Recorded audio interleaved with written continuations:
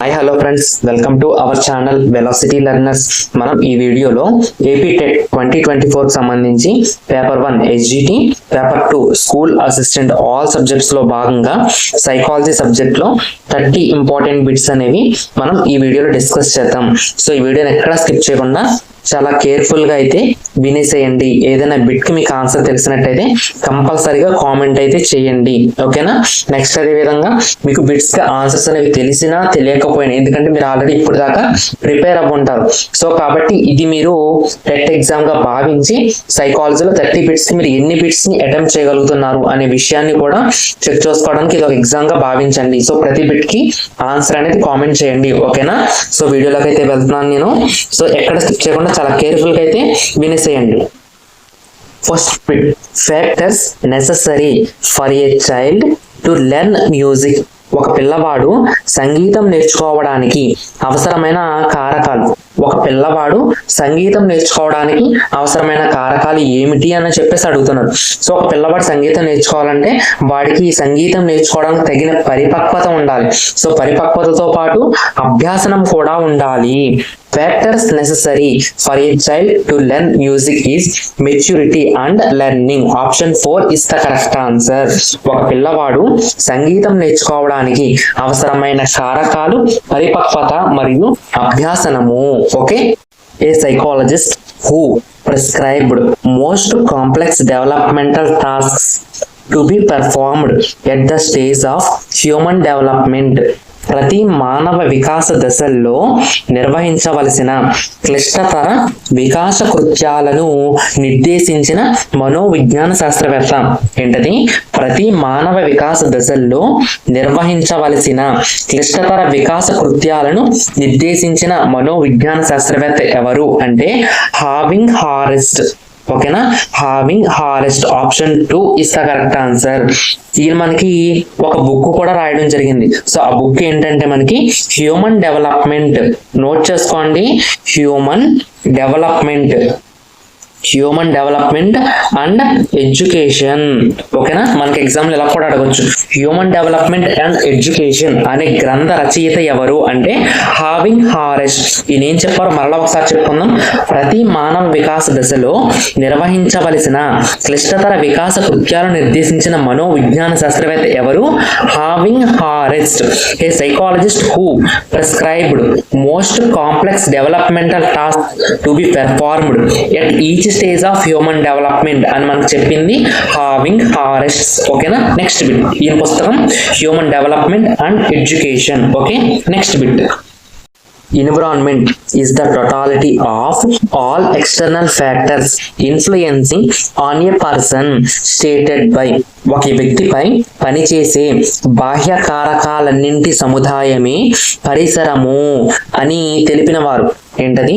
ఒక వ్యక్తిపై పనిచేసే బయట కారకాలన్నీ లేకపోతే బాహ్య కారకాలన్నింటి సముదాయమే పరిసరము అని తెలిపిన వారు మనకి ఎవరంటే option 4 Woodworth is the correct answer. ఓకేనా, వెరీ వెరీ ఇంపార్టెంట్ టాపిక్ అండి. సో ఇక్కడ మనకి కొంతమంది నేమ్స్ ఇచ్చేసి వాళ్ళు అనువంశికవాదులు ఎవరు, పరిసరవాదులు ఎవరు అలా అడగడానికి కూడా అవకాశం ఉంది. ఈ టాపిక్ నుంచి ఎవ్రీ టెట్ ఎగ్జామ్ లో ఒక బిట్ ఇస్తున్నారు. సో ఇక్కడ ఇచ్చిన ఆప్షన్స్ వరకు నేను ఎవరు పరిసరవాది, ఎవరు అనువంశికవాది అనే విషయాన్ని ఇప్పుడు చెప్తున్నాను, ఓకేనా. నోట్ చేసుకోండి. సో గాల్టన్ మనకి అనువంశికవాది అండి. అంటే వికాసం మీద అనువంశికత ప్రభావం ఉంటుంది అని తెలిపిన వ్యక్తి గాల్టన్. ఏంటది? డెవలప్మెంట్ మీద హెరిడిటీ యొక్క ఇన్ఫ్లుయెన్స్ అనేది ఉంటుంది అని సపోర్ట్ చేసిన వారు గాల్టన్. గాల్టన్ ఒక ఫేమస్ బుక్ ఉందండి, అంటే హెరిడిటీని సపోర్ట్ చేస్తూ హెరిడిటరీ జీనియస్ అనే బుక్ ని ఈయన రాయడం జరిగింది. నెక్స్ట్ సెకండ్ ఆప్షన్ వాట్సన్ అండి. సో ఈ వాట్సన్ అనే వ్యక్తి యొక్క వికాసం మీద పరిసరాల ప్రభావం ఉంటుంది అని తెలిపిన వ్యక్తి. ఈయన పరిసరవాది. ఓకేనా. సో వాట్సన్ పరిసరవాది. ఇంగ్లీష్ మీడియం వాళ్ళు చూడండి ఒకసారి. వాట్సన్ డెవలప్మెంట్ మీద ఎన్విరాన్మెంట్ యొక్క ఎఫెక్ట్ ఉంటుంది అని చెప్పిన వ్యక్తి వాట్సన్ అన్నమాట. Next Kellogg. సో కెల్లాగ్ మనకి సేమ్ గాల్టన్ లాగానే వికాసం మీద అనువంశికత ప్రభావం ఉంటుంది అని చెప్పిన వ్యక్తి కెల్లాగ్. ఓకేనా. సో ఇక్కడ మనకి కెల్లాగ్ అనే వ్యక్తి కూడా అనువంశికవాది అవుతారు. ఓకేనా. సో ఇక్కడ మన క్వశ్చన్ లో ఎవరు అనువంశికవాది ఎవరు పరిసరవాది అని అడగలేదు. సో ఒక డెఫినేషన్ ఇచ్చేసి ఆ డెఫినేషన్ ఎవరు ఇచ్చారు అని అడిగారు. సో మన కరెక్ట్ ఆన్సర్ వచ్చేసినప్పటికీ Woodworth option 4 is the correct answer. ఓకేనా. సో ఇక్కడ మనకి వాట్సన్ గారితో కూడా ఒక ఇంపార్టెంట్ బుక్ ఉందండి, బిహేవియరిజం. సో వాట్సన్ గారి బుక్ ఏంటి, బిహేవియరిజం. గాల్టన్ బుక్ ఏంటి, హెరిడిటరీ జీనియస్. గుర్తుపెట్టుకోండి, very very important bits. Already ఒక బుక్ ఒక ఆధార్ గురించి మనకి ప్రీవియస్ బిట్ లో డిస్కస్ చేసాం. ఏంటది, హ్యూమన్ డెవలప్మెంట్ అండ్ ఎడ్యుకేషన్ హావింగ్ హారెస్ అనే వ్యక్తి రచించడం జరిగింది అని చెప్పుకున్నాం. ఇక్కడ ఇద్దరు గురించి చెప్పుకున్నాం, Galton hereditary genius, Watson behaviourism. Okay, next bit. ఎడాల్సియర్ అనేది మనకి ఎడాలసెన్స్, కోమారదస్ అంటాం కదా, దాన్ని ఇంగ్లీష్ లో ఎడాలసెన్స్ అంటాం. సో ఈ ఎడాలసెన్స్ అనే పదము ఎడాలసిరే అనే లాటిన్ భాషా పదం నుంచి ఉద్భవించడం జరిగింది. గుర్తుపెట్టుకోండి, వెరీ వెరీ ఇంపార్టెంట్. ఓకేనా. ఎడాలసెన్స్ అనే ఆంగ్ల భాషా పదము ఎడాలసిరే అనే లాటిన్ భాషా పదం నుంచి ఉద్భవించడం జరిగింది. ఓకేనా. సో తెలుగులో చూడండి, ఇక్కడ ఎలా ఇచ్చారు, ఎడాల్సియర్ అని ఇచ్చాడు. యాక్చువల్ గా మన బుక్స్ లో ఎడాలసిరే అని ఉంటుంది. మాక్సిమం మీరు కూడా ఇంగ్లీష్ లో గుర్తుపెట్టుకోవడం ట్రై చేయండి చిన్న చిన్న విషయాలని. తెలుగులో మనకి కొంచెము స్పెల్లింగ్ మిస్టేక్ గా ఇవ్వడం జరుగుతుంది. సో ఇంగ్లీషే మనకి ప్రామాణికం కాబట్టి ఇంగ్లీష్ లో గుర్తుపెట్టుకోవడం ట్రై చేయండి ఇటువంటి చిన్న చిన్న విషయాలని. ఓకేనా. Next bit, video games belongs to. Video games అనేది, సో వీడియో గేమ్స్ అనేది మనకి సంసర్గ క్రీడ అవుతుందండి, associative play. Option 2 is the correct answer. Video games belongs to associative play. Video game అనేది సంసర్గ క్రీడ. ఓకేనా. Next bit, as per Piaget, a process in which children go backward and forward between balance and imbalance is called. Piaget ప్రకారము పిల్లలు సమతుల్యత అసమతుల్యత మధ్య ముందుకు వెనుకకు వెళ్ళే ప్రక్రియను ఎలా పిలవడం జరుగుతుంది. సో పియాజే ప్రకారము పిల్లలు సమతుల్యత అసమతుల్యత మధ్య ముందుకు వెనుకకు వెళ్ళే ప్రక్రియను ఎలా పిలుస్తారు అంటే ఈక్విలిబ్రేషన్, సమతుల్యము. Option 3 is the correct answer. As per పియాజే, a process in which children go backward and forward between balance and imbalance is called equilibration. Option 3 is the correct answer. So remaining options కూడా మనం ఒకసారి observe చేద్దాం. సాంశీకరణము, ఎస్లిమేషన్ అంటే ఏంటంటే, so ఆకాశంలో ఒక విమానం అనేది ఎగురుతుంది. సో ఆ విమానం ఆల్రెడీ శిశువుకి సో ఆకాశంలో పక్షులు ఎగురుతా ఉంటాయని తెలుసు అనమాట. సో విమానాన్ని చూసిన పిల్లవాడు ఆ విమానాన్ని కూడా పక్షి అనటం ఏమవుతుందంటే సాంశీకరణము, ఎస్లిమేషన్ అవుతుంది. అర్థమైందా. నెక్స్ట్ అనుగుణ్యము. నెక్స్ట్ టైం మళ్ళీ కొంతకాలం పోయిన తర్వాత ఆడు ఆకాశంలో విమానం ఎగురుతుంది చూస్తాడు. సో ఆ విమానం నుంచి వచ్చే శబ్దము, దాని యొక్క ఆకారాన్ని బట్టి సో అది పక్షి కాదు, వేరే ఏదో, సో ఆ వేరే ఏదోని విమానం అంటారు అని తెలుసుకోవడాన్ని మనం ఏమంటామంటే అనుగుణ్యము, అకామిడేషన్ అంటాము. సో నెక్స్ట్ ఈక్విలిబ్రేషన్, సమతుల్యం అంటే ఏంటంటే పియాజే ప్రకారం పిల్లలు సమతుల్యత మరియు అసమతుల్యత మధ్య ముందుకు వెనుకకు వెళ్ళే ప్రక్రియని ఈక్విలిబ్రేషన్, సమతుల్యం అంటాము. నెక్స్ట్ ఆప్షన్ అడాప్టేషన్, అనుకూలత.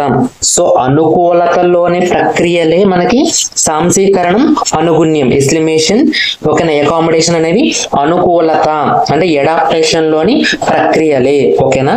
సో ఇక్కడ ఇచ్చిన బిట్ ప్రకారం మనకు సరైన సమాధానం ఈక్విలిబ్రేషన్, సమతుల్యము. ఓకేనా.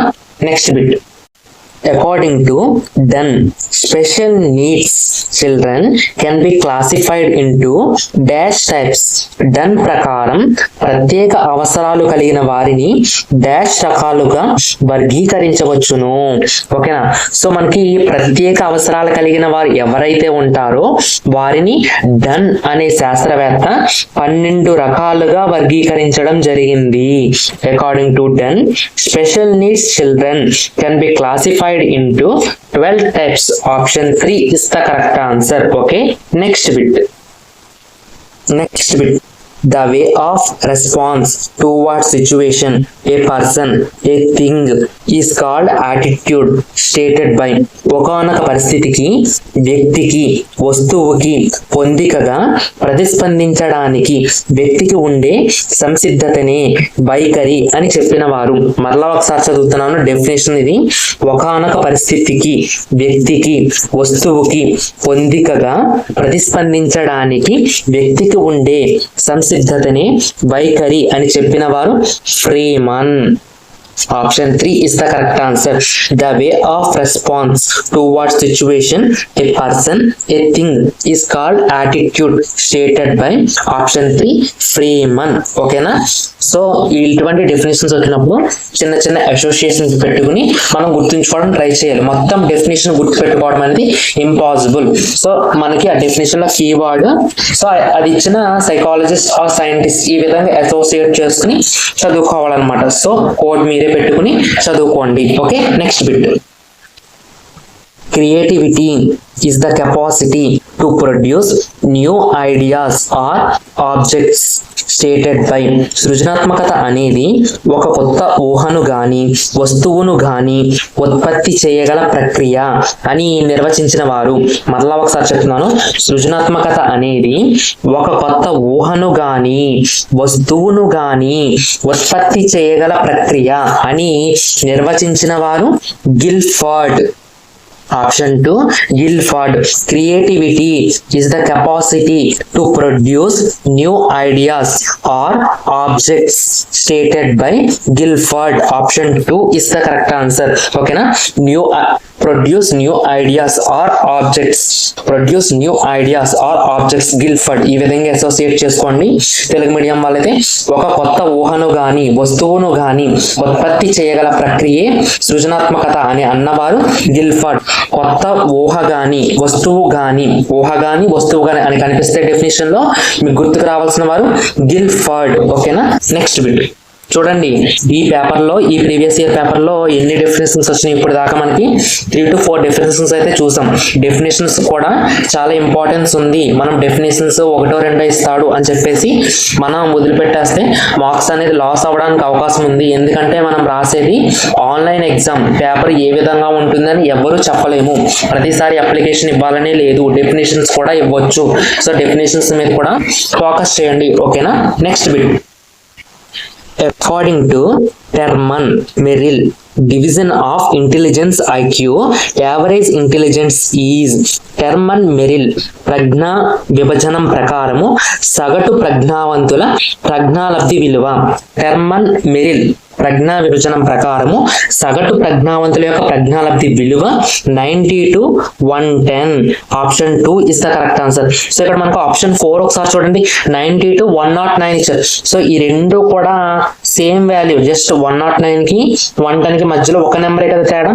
సో ఎగ్జామ్ లో మనకి ఫైనల్ కీలో ఈ 2 ఆప్షన్స్ కి కూడా కరెక్ట్ ఇవ్వడం జరిగింది. బట్ మనకి అకాడమీ బుక్ ప్రకారం 90 to 110. ఓకేనా, టెర్మన్ మెరిల్ ప్రజ్ఞా విభజనం ప్రకారము సగటు ప్రజ్ఞావంతుల యొక్క ప్రజ్ఞాలబ్ధి విలువ అనేది 90 to 110 మధ్యలో ఉంటుంది. సో 90 to 110 ఆర్ 90 to 109 ఏది ఇచ్చినా కరెక్టే. బట్ మనకి అకాడమీ బుక్ ప్రకారం 90 to 110. Okay, next bit. Learning is the modification of behavior through experience and training is defined by. అనుభవం శిక్షణల ద్వారా జీవి ప్రవర్తనలో జరిగే పరివర్తనే అభ్యాసనము అని తెలిపిన వారు. అనుభవం శిక్షణల ద్వారా జీవి ప్రవర్తనలో జరిగే పరివర్తనే అభ్యాసనము అని తెలిపిన వారు మనకి గేట్స్. Option 4 gates. ఓకేనా, సో మనకి డెఫినేషన్ అభ్యాసానికి సంబంధించి డెఫినేషన్ లో మనకి పరివర్తన అని కనిపిస్తే మనకి గుర్తుకు రావాల్సిన వారు గేట్స్. ఓకేనా, గేట్ అనేది పరివర్తనం చెందుతుంది. సో ఓపెన్ క్లోజ్, మన గేట్ తెలుసు కదా. So compound wall gate, so open చేసుకోవచ్చు మళ్ళీ క్లోజ్ చేసుకోవచ్చు. ఈ విధంగా పరివర్తన అంటే ఏంటి, మార్పే కదా. సో గేట్ దాని పొజిషన్ ఎప్పుడు మార్పు చేసుకుంటూ ఉంటుంది. ఈ విధంగా గుర్తుపెట్టుకోండి. సో పరివర్తన అంటే మనకు గుర్తుకు రావాల్సిన వాళ్ళు గేట్స్, పరివర్తన గేట్స్ పరివర్తన. ఓకేనా, ఇంగ్లీష్ మీడియం వల్ల అయితే మోడిఫికేషన్ ఆఫ్ బిహేవియర్ అని ఉంటే మీకు గుర్తుకు రావాల్సిన వారు గేట్స్. ఓకేనా, next bit. You can lead a horse to water, but you cannot make to it drink. This relates to గుర్రాన్ని నీటి తొట్టె వరకు తీసుకుపోగలము కానీ నీరు త్రాగించలేము. ఇది ఈ నియమానికి చెందింది. ఏంటి, ఒక గుర్రాన్ని నీటి తొట్టె వరకు తీసుకుపోగలం కానీ దాని చేత నీళ్లు తాగించలేము. ఇది ఏ నియమానికి చెందింది అంటే సంసిద్ధత నియమము, లా ఆఫ్ రెడీనెస్. ఓకేనా, సో ఇది ఏ నియమం అంటే సంసిద్ధత నియమానికి చెందింది. మనకి ఈ నియమం సంసిద్ధత నియమము, అభ్యాసన నియమము, ఫలిత నియమము, సో ఈ మూడు కూడా మనకి థారండైక్ ప్రతిపాదించిన అభ్యాసన నియమాలు అన్నమాట. ఓకేనా, సో ఏంటవి థారండైక్ ప్రతిపాదించిన అభ్యాస నియమాలు? సంసిద్ధత నియమము, law of readiness. Second one అభ్యాసన నియమము, law of exercise. Next third one ఫలిత నియమము, లా ఆఫ్ ఎఫెక్ట్. ఈ మూడు కూడా థారండైక్ ప్రతిపాదించిన అభ్యాస నియమాలు. గుర్రాన్ని నీటి తొట్టె వరకు తీసుకోగలం కానీ నీరు త్రాగించలేము అనేది సంసిద్ధత నియమానికి సంబంధించింది, లా ఆఫ్ రెడీనెస్. రిమైనింగ్ ఆప్షన్స్ కూడా ఒకసారి చూద్దాము. అభ్యాస నియమము, లా ఆఫ్ ఎక్సర్సైజ్. దీనికి సంబంధించిన కొటేషన్ ఏంటంటే అభ్యాసం కుసువిద్య సాధనమున పనులు సమకూరు ధరలోన నందు ఇమిడి ఉన్న అభ్యాసన నియమము అంటే అభ్యాస నియమము. ఓకేనా, నెక్స్ట్ థర్డ్ వన్ ఫలిత నియమము, లా ఆఫ్ ఎఫెక్ట్. సో చూడండి, సక్సెస్ నథింగ్ లైక్ సక్సీడ్ నందు ఇమిడి ఉన్న అభ్యాస నియమము ఏమిటి అని అడిగితే ఫలిత నియమం అని చెప్పాలి. ఓకేనా, సో మళ్ళా మూడు ఒకసారి చెప్తున్నాను. గుర్రాన్ని నీటి తొట్టి వరకు తీసుకుని వెళ్ళవచ్చు కానీ నీరు త్రాగించలేము.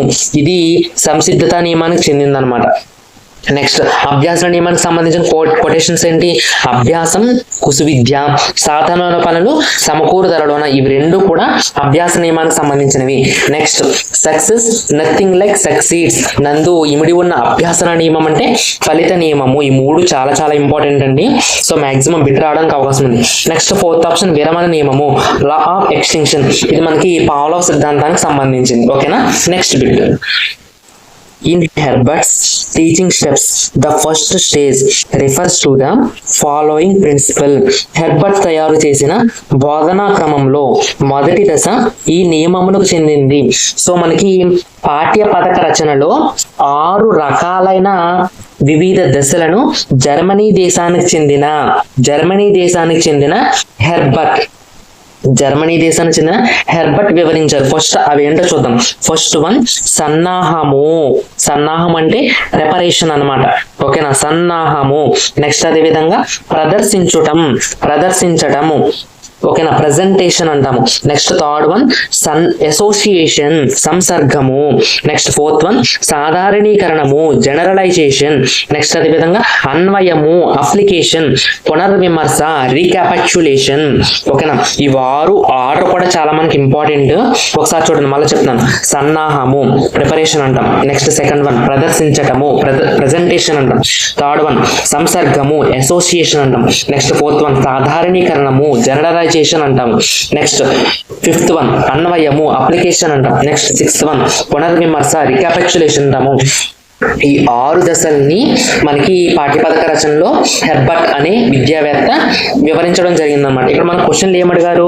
హెర్బర్ట్ తయారు చేసిన బోధనా క్రమంలో మొదటి దశ. సో మొదటి దశ ఏంటి మనకి? సన్నాహం అనేది ఏ నియమానికి చెందుతుంది అంటే సంసిద్ధత నియమానికి చెందుతుంది. ఓకేనా, లా ఆఫ్ రెడీనెస్ కి చెందుతుంది. ప్రిపరేషన్ అనేది లా ఆఫ్ రెడీనెస్ కి చెందుతుంది. అసలు సన్నాహం అంటే ఏంటంటే విద్యార్థులు ఏదైనా ఒక కొత్త విషయాన్ని నేర్చుకోవడానికి మనల్ని రెడీ చేయాలి. అంటే దీనికి సంబంధించి వాళ్ళ ప్రీవియస్ నాలెడ్జ్ ఎంత ఉంది, సో ఆ ప్రీవియస్ నాలెడ్జ్ కి సంబంధించిన క్వశ్చన్స్ అడుగుతాము. ఓకేనా, వారి యొక్క ప్రీవియస్ నాలెడ్జ్ కి సంబంధించిన చిన్న చిన్న స్టోరీస్ చెప్పడము, వాళ్ళని మోటివేట్ చేయడం, ఇటువంటివన్నీ కూడా సంసిద్ధులు చేయడం సన్నాహంలోకి వస్తాయి అన్నమాట. సో సన్నాహము ప్రిపరేషన్ అనేది ఏ నియమానికి చెందింది? సంసిద్ధత నియమానికి చెందింది. Okay, next bit. The following steps which is not in imitative learning, క్రింది వాటిలో అనుకరణ అభ్యాసనంలో లేని సోపానము. సో మనకి అనుకరణ అభ్యాసనం లేదా పరిశీలన అభ్యాసనంలో మనకి నాలుగు సోపానాలు ఉంటాయి, 4 స్టెప్స్ ఉంటాయని మనకు చెప్పింది ఎవరంటే ఆల్బర్ట్ బండోరా. ఓకేనా. ఆల్బర్ట్ బండూరా మనకి ఏం చెప్పారు, పరిశీలన అభ్యాసనం లేదా అనుకరణ అభ్యాసనంలో 4 సోపానాలు ఉంటాయని చెప్పారు. దాంట్లో ఫస్ట్ వన్ ఏంటంటే అవధానము, అటెన్షన్. నెక్స్ట్ సెకండ్ వన్ ధారణ, రిటెన్షన్ అంటాం. నెక్స్ట్ థర్డ్ వన్ ఏంటంటే నిష్పాదన లేదా చలన పునరుత్పాదన, దీన్ని మోటార్ రిప్రొడక్షన్ అంటాము. నెక్స్ట్ అదే విధంగా ఫోర్త్ వన్ ఏంటంటే ప్రేరణ పునర్బలనము, ఓకేనా, రైన్ఫోర్స్మెంట్ అంటాము. సో ఇక్కడ ఇచ్చిన ఆప్షన్స్ ప్రకారము అనుకరణ అభ్యాసనంలో లేని సోపానం ఏంటి, అంతర్లీకరణము, internalisation. Option 2 is the correct answer. ఓకేనా. Next bit. According to Vygotsky, scaffolding represents. Vygotsky ప్రకారం స్కాఫోల్డింగ్ అంటే సహకారము, support. According to Vygotsky, scaffolding represents support. Vygotsky ప్రకారం స్కాఫోల్డింగ్ అంటే సహకారము. Okay. Next bit. One of the following doesn't belongs to insightful learning. అంతర్దృష్టి అభ్యాసనమునకు చెందనిది. So అంతర్దృష్టి అభ్యాసనముకు చెందనిది ఏంటని చెప్పేసి ఇచ్చారు.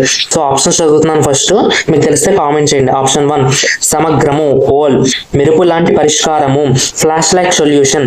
థర్డ్ వన్ ఇమిటేషన్, అనుకరణము. Next fourth one fast experiences, కథానుభవము. కరెక్ట్ ఆన్సర్ తెలిసినట్టు కామెంట్ చేయండి. అంతర్దృష్టి అభ్యాసన సిద్ధాంతము. అంతర్దృష్టి అభ్యాసన సిద్ధాంతాన్ని మనకు ప్రతిపాదించింది ఎవరు అంటే గెస్టాల్ట్ వాది అయిన ఉల్ఫ్గాంగ్ కోహ్లర్. ఓకేనా. మనకి ఈ అంతర్దృష్టి అభ్యాసన సిద్ధాంతం అనేది గెస్టాల్ట్ వాద సిద్ధాంతము. గెస్టాల్ట్ అంటే ఏంటి, సమగ్రాకృతి లేకపోతే వ్యవస్థీకృత మొత్తము. సో సమగ్రము అనేది మనకి ఈ అంతర్దృష్టి అభ్యాసన సిద్ధాంతానికి సంబంధించింది. ఓల్ అనేది ఇన్సైట్ఫుల్ లెర్నింగ్ కి సంబంధించింది. నెక్స్ట్ ఫ్లాష్ లైక్ సొల్యూషన్, మెరుపు లాంటి పరిష్కారము. ఓకేనా. మెరుపు లాంటి పరిష్కారము, అంతర్దృష్టి అంటేనే మెరుపు లాంటి పరిష్కారము. ఏదైనా ఒక ప్రశ్నకి హఠాత్తుగా, ఓకేనా, తటాలున మెరుపులాగా వచ్చే ఆలోచనే ఈ అంతర్దృష్టిని తెలుపుతుంది. కాబట్టి మెరుపు లాంటి పరిష్కారము, ఫ్లాష్ లైక్ సొల్యూషన్ అనేది కూడా అంతర్దృష్టికి సంబంధించింది. గతానుభవము, పాస్ట్ ఎక్స్పీరియన్సెస్ అనేది కూడా అంతర్దృష్టికి సంబంధించింది. ఇక్కడ అంతర్దృష్టికి సంబంధించినది ఇన్సైట్ఫుల్ లెర్నింగ్ కి సంబంధించింది అనుకరణము. ఇమిటేషన్ అనేది మనకి అంతర్దృష్టి అభ్యాసనానికి సంబంధించదు. సో ఈ బిట్కి సరైన సమాధానం option 3. Okay. Next bit. According to Ebbinghaus, the percentage of forgetting after 31 days. ఎబ్బింగ్హాస్ ప్రకారము 31 రోజుల తరువాత మరుపు శాతము. ఎబ్బింగ్హాస్ ప్రకారము ఏదైనా ఒక విషయాన్ని మనం కొత్తగా నేర్చుకుని 31 రోజుల వరకు రివైజ్ చేయకపోతే 31వ రోజు మనం నేర్చుకున్న విషయంలో మర్చిపోయే శాతం ఎంత అంటే 79%. Option 3 79%. According to Ebbinghaus, the percentage of forgetting after 31 days is 79%. ఓకేనా.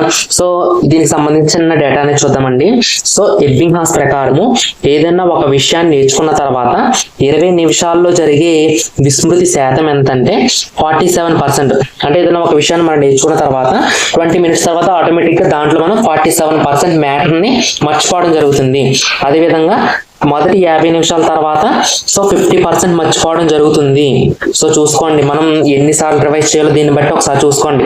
ఒక రోజు తర్వాత మనలో జరిగే విస్మృతి శాతము 66%. నెక్స్ట్ అదేవిధంగా 2 రోజుల తర్వాత 72%. సో 2 రోజుల తర్వాత ఎబ్బింగ్హాస్ ప్రకారము ఏదైనా ఒక విషయాన్ని నేర్చుకున్న తర్వాత 2 రోజుల వరకు రివైజ్ చేయకపోతే మనం మర్చిపోయే శాతము 72%. 6 రోజుల తర్వాత 75% వరకు మర్చిపోతాం అనమాట. నెక్స్ట్ అది 30 నుంచి 31 రోజులు, అంటే 30 రోజులు లేదా 31 రోజుల్లో మనం విస్మృతి శాతం ఎంత అంటే 79 to 80% అనమాట. సో చూసుకోండి, మళ్ళీ ఒకసారి చెప్తున్నాను question. According to Ebbinghaus, the percentage of forgetting after 31 days is 79%. Option 3 is the correct answer. Okay. Next bit. An individual is learning on his own. It is example of వ్యక్తి తనంతట తానుగా అభ్యసించాలి అనే భావన ఈ విధమైన ప్రేరణకు ఉదాహరణ. సో ఒక వ్యక్తి తనంతట తానుగా అభ్యసించాలి అనే భావన ఏ విధమైన ప్రేరణకు చెందుతుందంటే అంతర్గత ప్రేరణకు చెందుతుంది. Intrinsic motivation. ఓకేనా, ఒకసారి ఇక్కడ ఇచ్చిన ఆప్షన్స్ అన్ని కూడా ఒకసారి ఎక్స్ప్లెయిన్ చేస్తున్నాను చూడండి.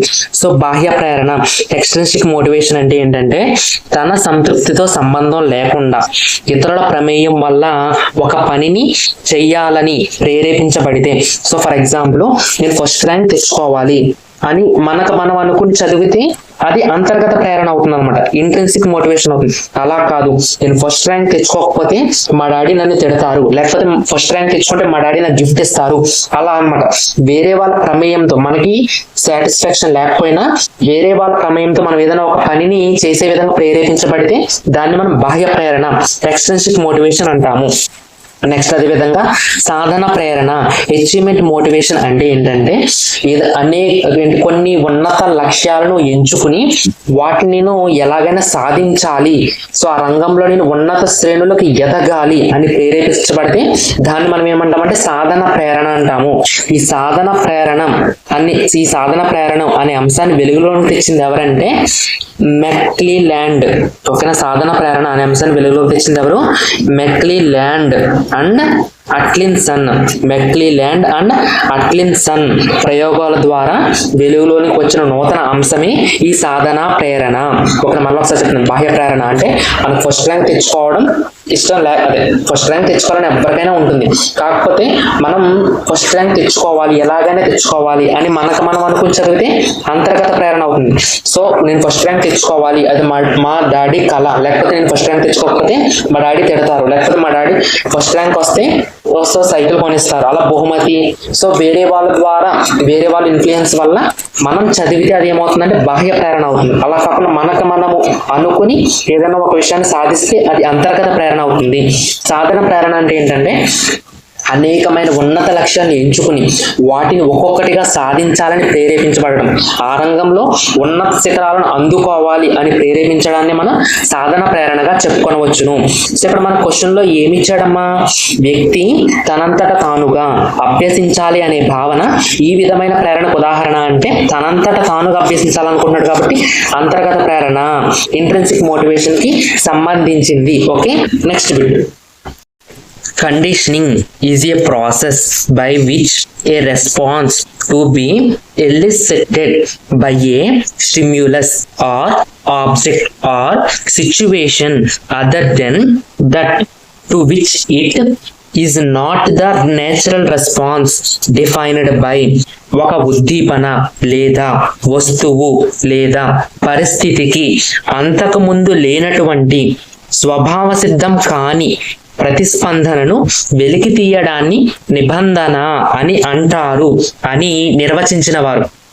ఒకసారి మళ్ళీ చెప్తాను చూడండి, ఒక ఉద్దీపన లేదా వస్తువు లేదా పరిస్థితికి అంతకు ముందు లేనటువంటి స్వభావ సిద్ధం కాని ప్రతిస్పందనను వెలికి తీయడాన్ని నిబంధన అంటారు అని నిర్వచించిన వారు ఎవరంటే driver.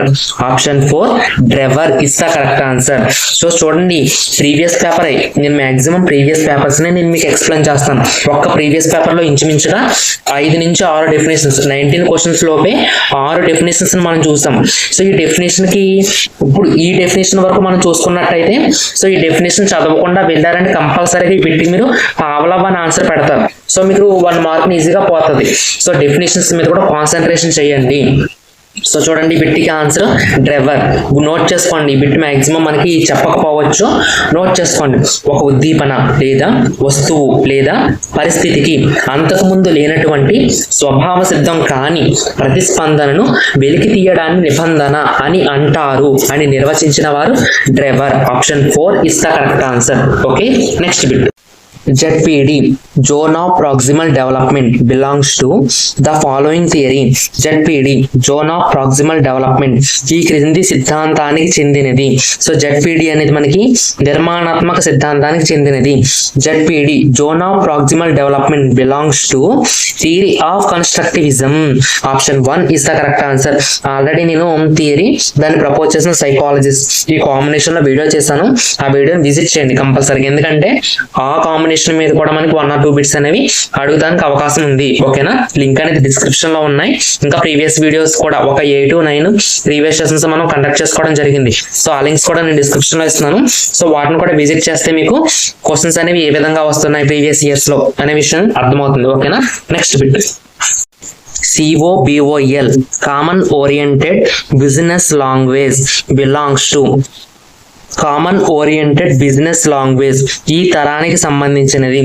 Common oriented business language ఈ తరానికి సంబంధించిన కంప్యూటర్స్ అంటే 2వ తరానికి సంబంధించిన computers, second generation computers.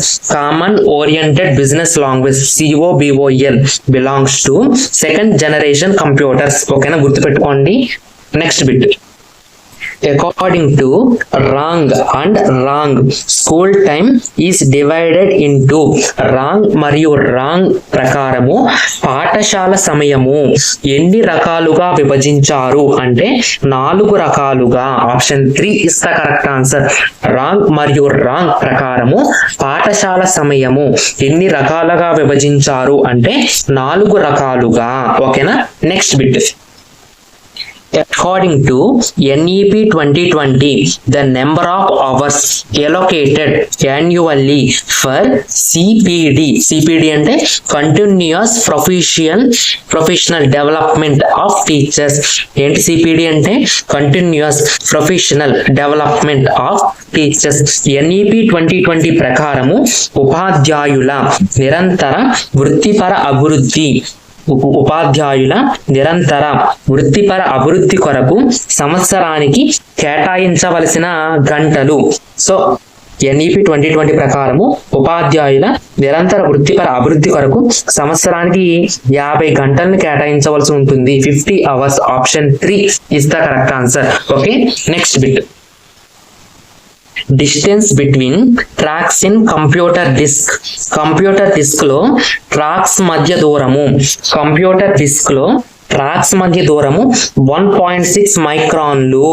1.6 microns. Option 2 is the correct answer. Distance between tracks in computer disk is 1.6 microns. Option 2 is the correct answer. Okay, next bit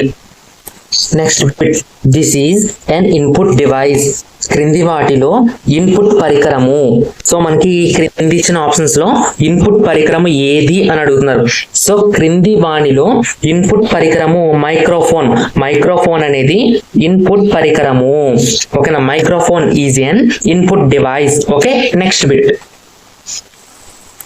trainable mentally retarded or శిక్షణ పొందగల మానసిక వికలాంగులు ఎవరంటే మిత బుద్ధిమాంద్యులు. Moderate mentally retarded. So moderate mentally retarded ఎవరైతే ఉంటారో వాళ్ళని ట్రైనబుల్ మెంటల్లీ రిటార్డెడ్ అని కూడా అంటారు. శిక్షణ పొందగల మానసిక వికలాంగులు మిత బుద్ధిమాంద్యులు. Okay, next bit as per UNO child rights child means below the age of. UNO బాలల హక్కుల ప్రకారము బాలలు అంటే ఈ వయసు లోపు వారు. UNO బాలల హక్కుల ప్రకారము బాలలు అంటే 18 సంవత్సరాల వయసు లోపు వారు. గుర్తుపెట్టుకోండి, option 3 is the correct answer. Okay, next bit an example of skill based learning నైపుణ్యాధారిత అభ్యాసనంకు ఉదాహరణ. సో ఈ బిట్కి కామెంట్ చేయడానికి ట్రై చేయండి. Option 1 drawing, option 2 reading, option 3 imitation, option 4 memorisation. బొమ్మలు గీయటము, పఠనము, అనుకరణం, కంఠస్థం. సో ఈ 4 ఆప్షన్ లో నైపుణ్యాధారిత అభ్యాసనంకు ఉదాహరణ ఏది అని చెప్పేసి అడుగుతున్నారు. సో 5 seconds టైం ఇస్తున్నాను, కామెంట్ చేసేయండి. సో మనకి క్రింది ఇచ్చిన ఆప్షన్స్ లో నైపుణ్యాధారిత అభ్యాసనంకు ఉదాహరణ బొమ్మలు గీయటము. Option 1 is the correct answer. Drawing is an example of skill based learning. Option 1 drawing is the correct answer. Next bit the following counselling process was proposed by Carl Rogers ప్రతిపాదించిన మంత్రణము. So మనకి Carl Rogers ప్రతిపాదించిన మంత్రణము అనిర్దేశక మంత్రణము. Non directed to counselling. ఓకేనా, non directive counselling process was proposed by Carl Rogers. Option 2 is the correct answer. Carl Rogers ప్రతిపాదించిన మంత్రణము అనిర్దేశక మంత్రణము. Okay, next bit. The following committee proposed to introduce objective questions. ఈ క్రింది committee లక్ష్యాత్మక ప్రశ్నలను ప్రవేశపెట్టాలి అని ప్రతిపాదించింది. సో లక్ష్యాత్మక ప్రశ్నలను ప్రవేశపెట్టాలి అని ప్రతిపాదించిన committee Mudaliar committee. Option 2 is the correct answer. ఓకేనా, Mudaliar committee proposed to introduce objective questions. ఓకేనా, option 2 is the correct answer. Very very important bit అండి. లక్ష్యాత్మక ప్రశ్నలను ప్రవేశపెట్టాలని ప్రతిపాదించింది మదలియార్ కమిటీ. సో ఇదండి ఈరోజు ప్రాక్టీస్ సెషన్. ఈ ప్రాక్టీస్ సెషన్ మీ అందరికీ నచ్చింది అనుకుంటున్నాను. సో ఈ వీడియో మీకు నచ్చినట్లయితే తప్పనిసరిగా లైక్ చేసి మీ ఫ్రెండ్స్ కి షేర్ చేయండి. అదేవిధంగా మన ఛానల్ ని సబ్స్క్రైబ్ చేసుకోండి. అందరికీ all the best guys. Thank you. Thanks to all.